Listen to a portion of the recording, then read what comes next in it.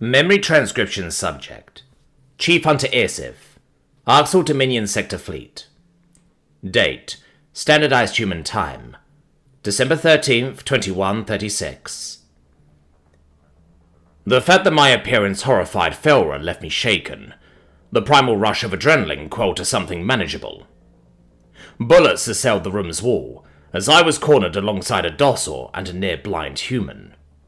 The unconscious Kolshians, whose legs I had broken, were tied up to a desk as well.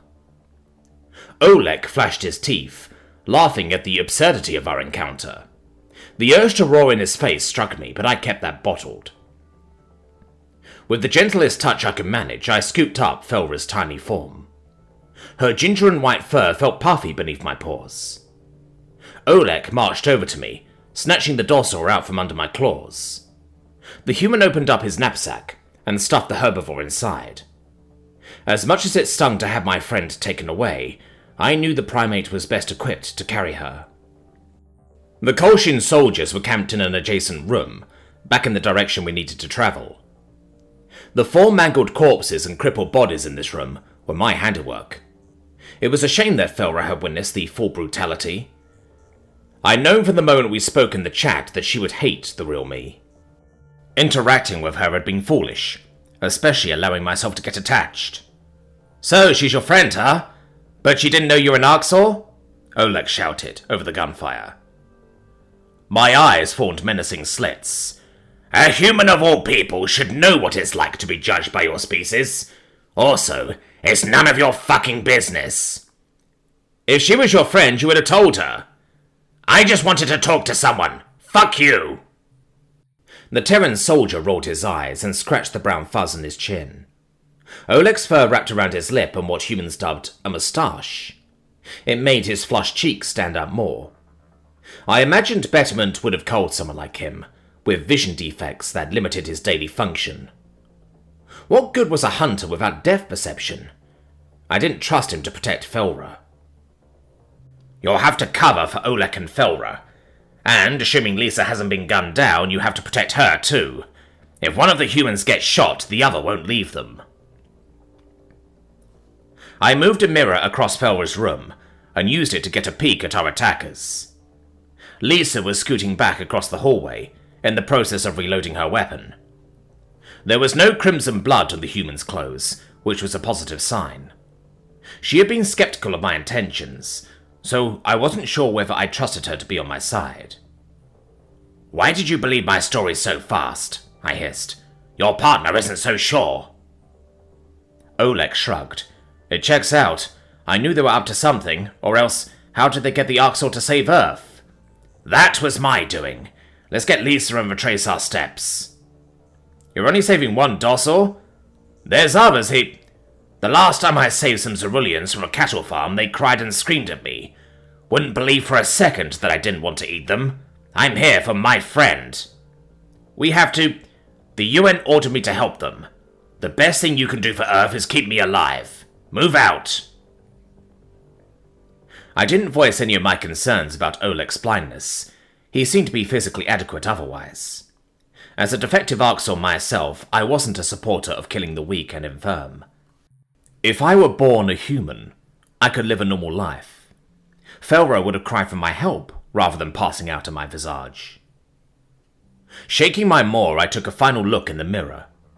My body was pressed against the floor, and I lined my gun barrel up with the Kolshians. A flurry of fire caused the enemy to hunker within their room.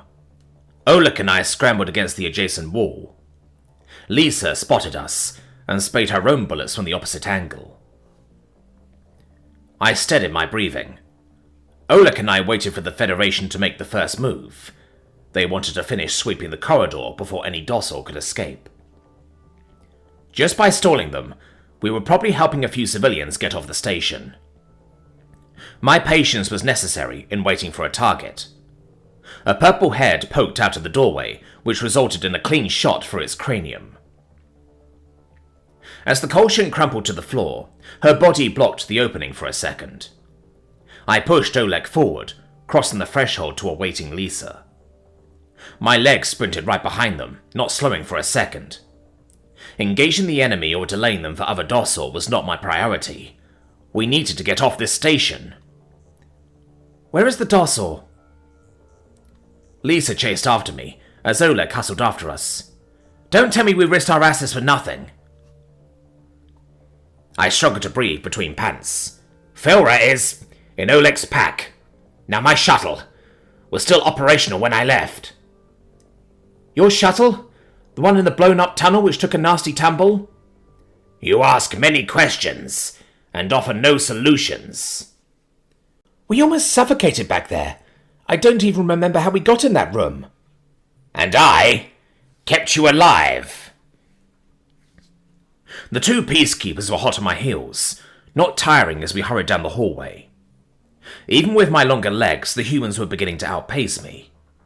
My breaths were laboured, and I was grateful that we reached the sector divider. The Kolshians hadn't attempted to pursue us, so it should be a clean getaway. The Terrans followed me into the emergency compartment, and their gazes displayed apprehension. I recovered my oxygen helmet, slipping it back over my head. The primates had no such safety precautions, so if I were a more ruthless Arxor, I could kill them in the airless area. They were dependent on me for survival. I don't trust Oleg and Lisa not to turn on me in the shuttle. My past experiences with humans haven't been all pleasant. The cruel, self-centered thoughts felt as heavy as a rock in my mind. Felra was safe in Oleg's bag, and I wasn't going to let the docile wonder what I did to the Terrans. I wrapped my claws around the two human shirt collars, ignoring their protests. Opening the airlock with my tail, I dragged them a few dozen paces to my shuttle. The primates would be crewing my shuttle, and that was the end of it. The four of us boarded the shuttle, and I tried not to fixate on what I would say to Felra when she awoke. The battle for Malo had not gone in our favour, just as I anticipated. There was shock value in an Arxor fleet coming to the Docile's aid, but the Kolshians had brought the largest fleet in living memory.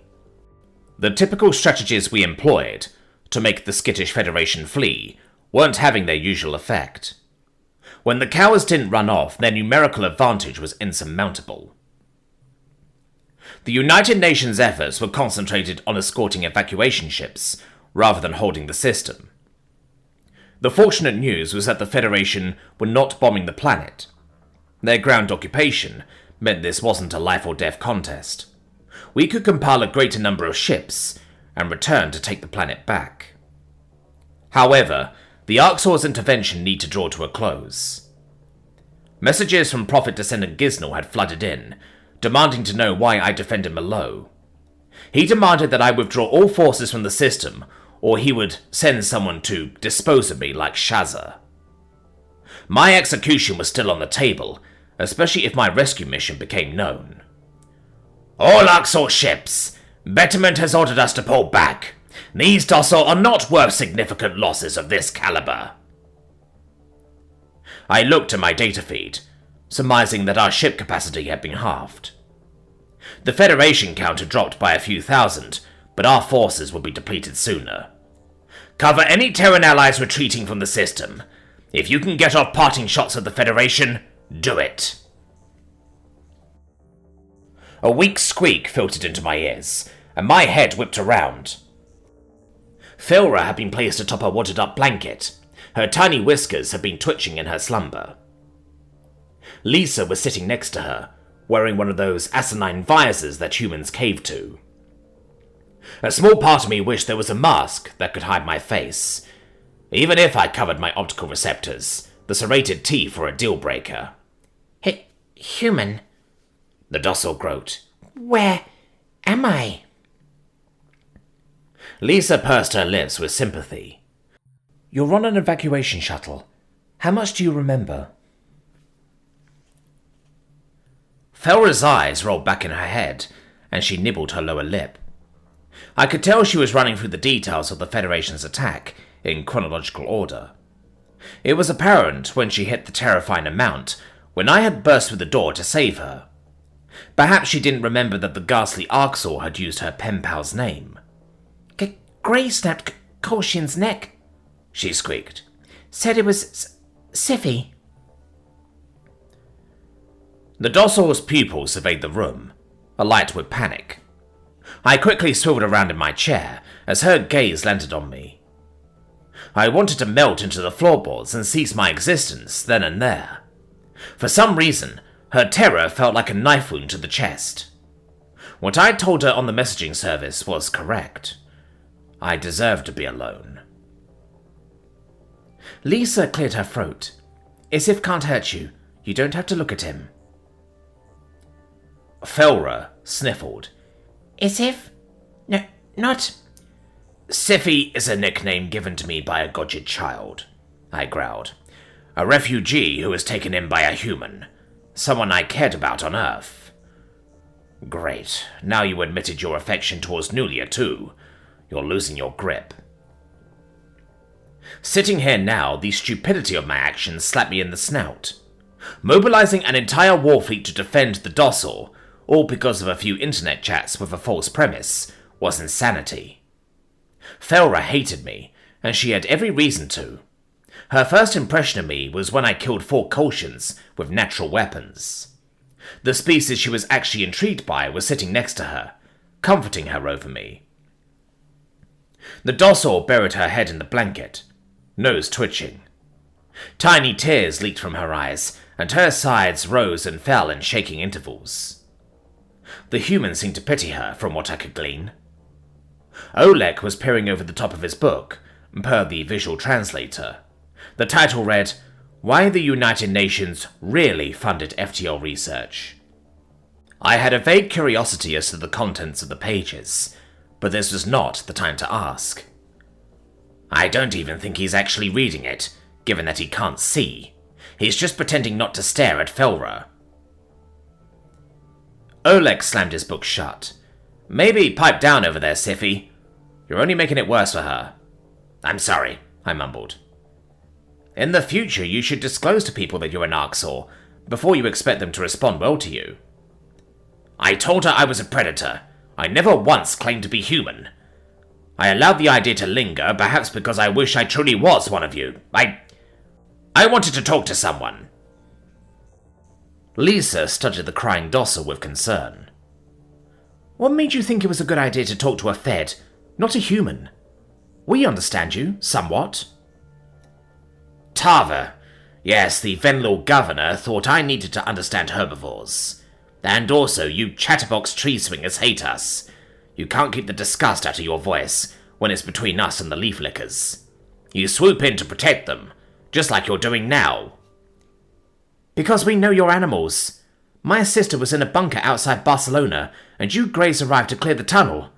They watched you pull small animals from the grass and eat them live. A few cats were swallowed whole. Companion animals.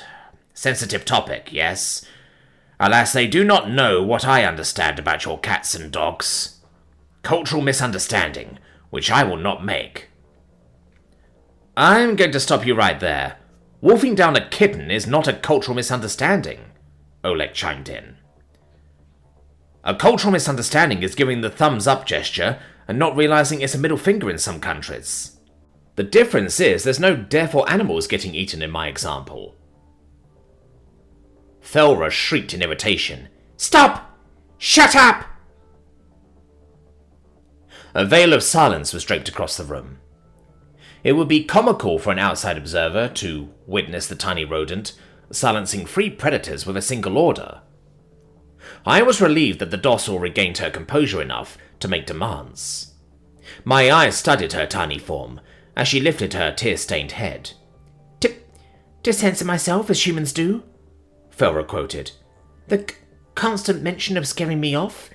He fucking told me. He? Gendered pronouns? I've watched vids about humans. I know how they act, the docile continued. And I noticed that Scifi was not like them. He said he wasn't like them multiple times. I blinked several times. I am not like them. If you wish for someone to coddle you in a baby voice, you'll have to issue that request to them. Don't tell them about that. Sorry. Too late. Oleg and Lisa shared a look of pure confusion, mouthing a few words to each other. The male human mimicked an adoring expression and stretched his binocular eyes wide. He mimed a petting motion, running his rough palm down his book cover. Lisa snickered before waving a hand in front of her throat. The docile whined in annoyance. If Felra was a Terran, her cheeks would be flush with embarrassment. Damn it! Why are you here, Scifi? Felra focused her attention on me, and her whiskers twitched with fear. What are you going to do with me? My nostrils flared. I do not know. I came here to save you. I did not think past that, or about how to handle the consequences. I am not going to harm you, but... I cannot take you anywhere an Arxor would go. Just by coming here, I have ruined my cover. Betterment, that is, our government's enforcement wing, will be suspicious of me at best. I might have just destroyed my chance at demolishing the Arxor Dominion from the inside. But back up. Demolish?